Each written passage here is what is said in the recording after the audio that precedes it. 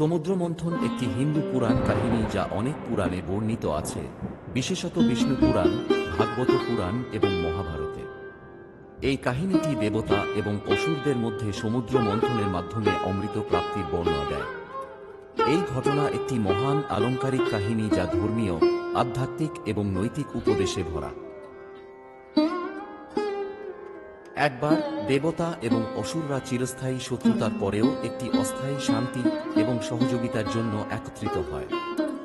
স্বর্গের রাজা দেবরাজ ইন্দ্র তার হস্তিবাহন ঐরাবতে চড়ে দুর্বাসা মুনির নিকট উপস্থিত হলে তার নির্দেশে বনদেবী একটি অপরূপ মাল্য নির্মাণ করেন ও তার প্রতি উৎসর্গ করেন।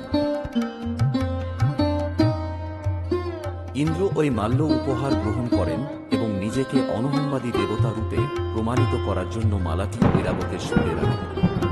ঐরাবত জানত যে ইন্দ্র নিজের অহংকার সংবরণ করতে পারেন না, ফলে বাহনটি ওই বরণ মালা ছুঁড়ে মাটিতে ফেলে দেয়। এই ঘটনায় মুনি ক্রোধান্বিত হন, কারণ মালাটিতে বনশ্রীর বাস ছিল। শুধু তাই নয়, সেটি দেবতার প্রতি মুনির একমাত্র প্রসাদ নিবেদন ছিল। দুর্বাসা মুনি ইন্দ্রসহ সমস্ত দেবতাদের অভিশাপ দেন যে তারা তাদের সমস্ত বল, ভাগ্য ও শক্তির সহিত প্রিজন নিযোগ বিধুর থাকবে। এই খবর শুনে অসুরকুল দেবতাদের সহজে পরাস্ত করতে যুদ্ধের আহ্বান দেয় এবং দেবতাদের পরাজিত করে সমস্ত বিশ্ব ব্রহ্মাণ্ডের নিয়ন্ত্রণ নিজ হস্তগত করে। দেবতাগণ বিষ্ণুর সাহায্য প্রার্থী হন। তিনি দেবতাগণকে নির্দেশ দেন তারা যেন অসুরগণের সাথে কূটনৈতিকভাবে সম্বন্ধ স্থাপন করে।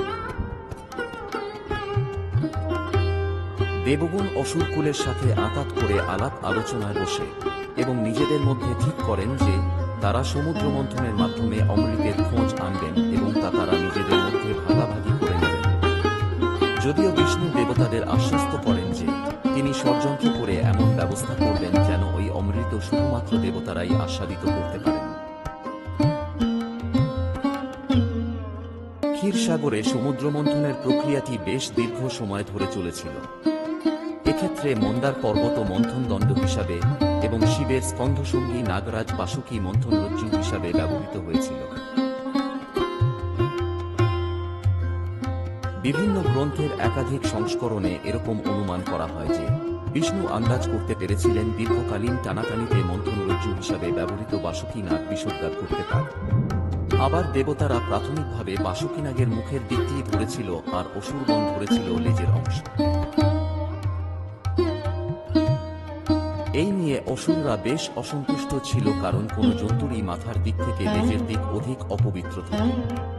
এ সময় মহাবিশ্বের অধিপতি হিসাবে অসুররাই বাসুকী নাগের মাথার দিকটি ধরে সমুদ্র মন্থন করতে চেয়েছিল। বিষ্ণু তাদের চাহিদা ও নিজের আশঙ্কার কথা মাথায় রেখে দেবতাদের এই বিষয় সম্পর্কে জ্ঞাত না করিয়ে তাদেরকেই লেজের দিকটি ধরতে অনুরোধ করেন। এক্ষেত্রে বিষ্ণুর প্রতিমনস্তত্ব জয়ী হয়।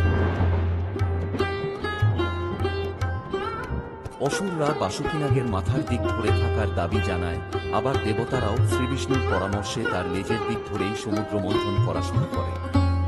সমুদ্রের মাঝে মন্দার পর্বতটি স্থান পেলে প্রতিটি মন্থন ঘূর্ণনের সাথে একটু একটু করে এটি সমুদ্রে নিমজ্জিত হওয়া শুরু করে।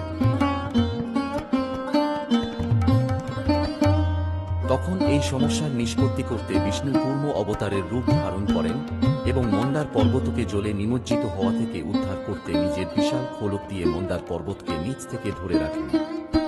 অসুররা এর ফলে বাসুকী নাগের মুখ থেকে বের হওয়া বিশেষিক্ত হতে থাকে। দেবতারা এবং অসুররা পর্যায়ক্রমে মন্থনরজ্জু বাসুকী নাগকে নিজেদের দিকে টানতে থাকলে মধ্যবর্তী মন্দার পর্বত একবার বামে একবার ডানে ঘুরতে থাকলে সমুদ্র মন্থিত হওয়া শুরু হয়। সমুদ্র মন্থনের ফলে মথিত সমুদ্র তথা ক্ষীরসাগর থেকে একাধিক দ্রব্যাদি উত্থিত হয়েছিল। তাদের মধ্যে একটি ছিল মারণ বিষ, যা হলাহল বা কালকূপ নামে পরিচিত।